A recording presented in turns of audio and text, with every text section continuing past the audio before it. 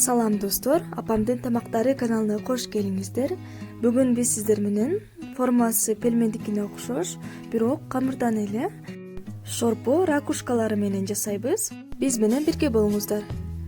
Алгач идишке бир жумуртканы чагып, бир чай кашыкта туз салабыз.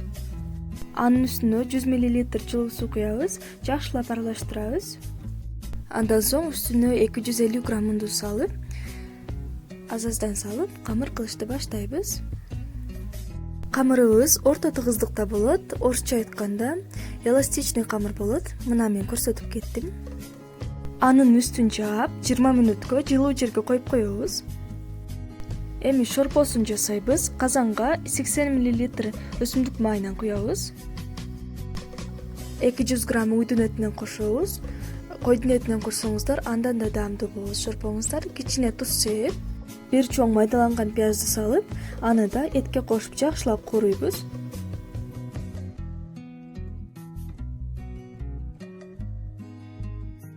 Үстүнө бир сабизди кошуп, бир аз кууруп алабыз.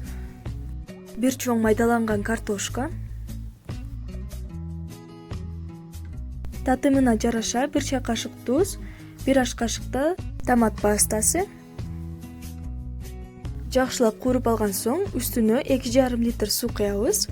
Анан үстүн жаап, кайнашын күтөбүз. Мына кайнап чыкты. Эми төмөнкү температурада 20 мүнөт кайнатабыз. Камырыбызды жайышты баштайбыз. Көбүрөөк эле ундап алыңыздар. Негизинен камырыбыз 2-2,5 мм жайылыш керек.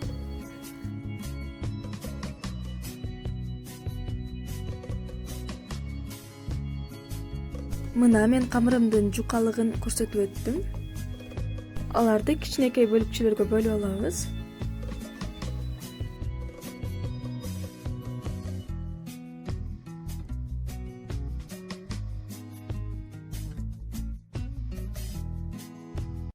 Ушинтип төрпүчтүк формасында кесебиз.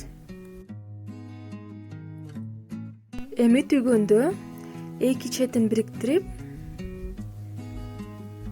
бурап коебуз. Видеодо көрсөтүлгөндөй. Оңой эле.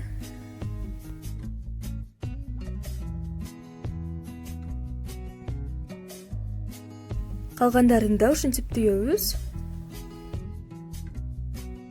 Эми даяр болгон камырларды кайнап жаткан шорпонун үстүнө салабыз. 10 мүнөттөй кайнатсак даяр болот. Мына биздин шорпобуз даяр. Сиздер да даярдап көрүңүздөр. Аябай даамдуу болот. Сунуштайм. Лайк басыңыздар, пикир калтырыңыздар. Ошондой эле достор, каналыбызда жаңы болсоңуздар, подписаться кнопкасын басып, коңгурочону басып, каналыбызга катталууну унутпаңыздар. Кийинки видеолорду көрүшкөнчө саламатта калыңыздар.